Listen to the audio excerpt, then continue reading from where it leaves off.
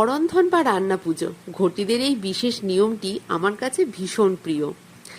বাঙাল বাড়ির মেয়ে হওয়ায় ছোটবেলা থেকে তো এসব রীতি নিয়মের সাথে কখনোই পরিচিত ছিলাম না।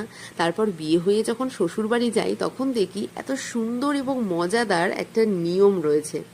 5 রকম ভাজা, নারকেলের পায়েস, চালতার চাটনি, কচুর শাক, ইলিশ মাছ ভাজা, তার সঙ্গে ভাত, মালপোয়া, এই সমস্ত কিছু একসঙ্গে রান্না করা হয় আগের দিন রাত্রে এবং পরের দিন তা বাসি অবস্থায় খাওয়া হয়। এবং এই এত সব কিছুর মধ্যে সব থেকে যেটা মজার ব্যাপার সেটা হলো একদিনের জন্য মেয়েরা কিন্তু রান্নাঘর থেকে ছুটিও পায়, তাই না?